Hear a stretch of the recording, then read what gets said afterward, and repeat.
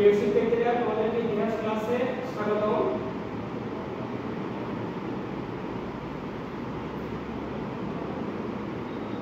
তোমাদের আজকের ক্লাসে তোমাদের সাথে আছি আমি মাসুদুল রশিদ, প্রভাষক ইতিহাস বিষয়, শ্রেণী দ্বাদশ। তোমাদের ইতিহাস প্রথম পত্রের ষষ্ঠ অধ্যায়, যেটা হচ্ছে বাংলাদেশের স্বাধীনতা ঘোষণা ও মুক্তিযুদ্ধ, এই বিষয়টি নিয়ে আলোচনা করা হবে আজকের ক্লাসে। তোমরা এখানে কিছু ছবি দেখতে পাচ্ছ, যে প্রথম ছবিতে যে জিনিসটি পাকিস্তান বাহিনী কর্তৃক শেখ মুজিবুর রহমানের গ্রেফতার, গণহত্যা, মুজিবনগর সরকার এবং মুক্তিযুদ্ধ, এই ছবিগুলো এখানে দেখানো হচ্ছে। আর এই ছবিগুলো আমাদের যে জিনিসটি কি করে ইঙ্গিত করে থাকে সেটা হচ্ছে আমাদের মুক্তিযুদ্ধকে, আমাদের মুক্তিযুদ্ধকে কি করে থাকে, ইঙ্গিত করে থাকে। তাহলে আজকে আমাদের ক্লাসের আলোচনার বিষয় হচ্ছে বাংলাদেশের স্বাধীনতা ঘোষণা ও স্বাধীনতার জন্য সশস্ত্র সংগ্রাম। বাংলাদেশের স্বাধীনতা ঘোষণা ও স্বাধীনতার জন্য সশস্ত্র সংগ্রাম।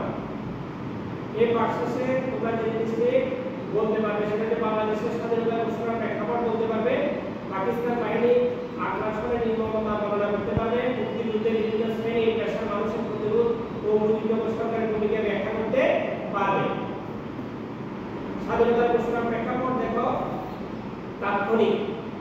25 মার্চ রাতে পাকিস্তানের সামরিক বাহিনী কর্তৃক অপারেশন ট্রান্সলাইট নামে একটি গণহত্যা, ধরপাকড় ও গুম নির্যাতনের কার্যক্রম পরিচালনা, সুদূর প্রসারী জনপ্রতিনিধিদের হাতে ক্ষমতা হস্তান্তর, রাজনৈতিক ব্যক্তিত্বদের মধ্যে মতবিরোধ, শাসনতন্ত্রের সংখ্যাগরিষ্ঠ বাঙালির প্রাধান্য প্রতিষ্ঠার সংখ্যা, সকল বৈষম্যের অবসানে বাঙালির প্রত্যাশা ও প্রাপ্তি, সামরিক শাসকদের দুর্বিসন্ধি, বাঙালির স্বৈরশাসন বিরোধী আন্দোলন থেকে স্বাধিকার আন্দোলন।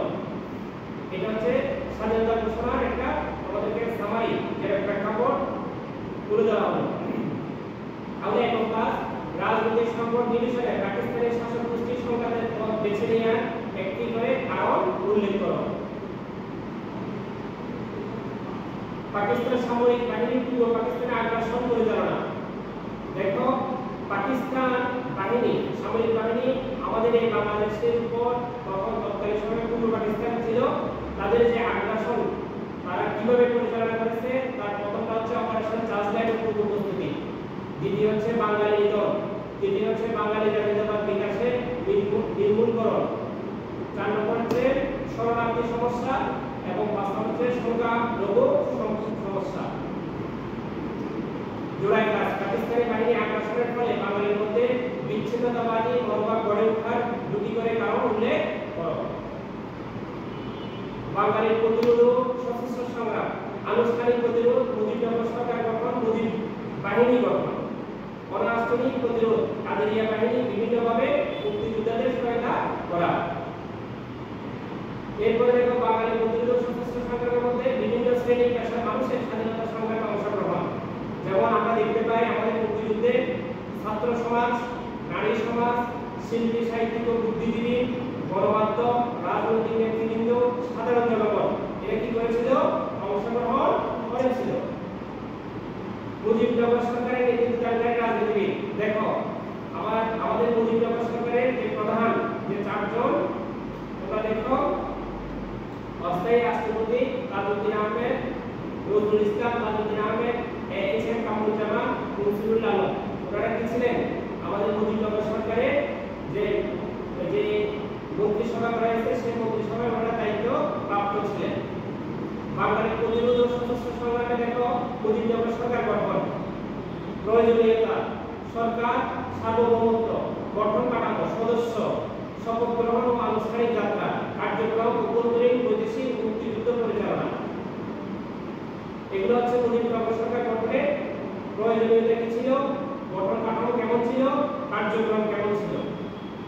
দলীয় কাজ, বাংলাদেশ রাষ্ট্র গঠনে মুজিবনগর সরকারের কার্যক্রম সকলের কাছে অধিক গ্রহণযোগ্য হয় ওঠার দুটি কারণ বিশ্লেষণ করো। বাড়ির কাজ, পূর্ব বাংলার মানুষের স্বাধীনতা অর্জনে 1971 সালে সশস্ত্র সংগ্রাম ছিল একটি জনযুদ্ধ, মন্তব্যটি বিশ্লেষণ করো। মূল্যায়ন, মুক্তিযুদ্ধের সময় শরণার্থী সমস্যা তৈরি হয় কেন, তাজউদ্দিন আহমেদ, অপারেশন ট্রান্সলাইট টি, অপারেশন ট্রান্সলেট টি। এরপরে সারসংক্ষেপ, পাকিস্তানে ক্ষমতায় বাঙালিদের আরোহণের পথ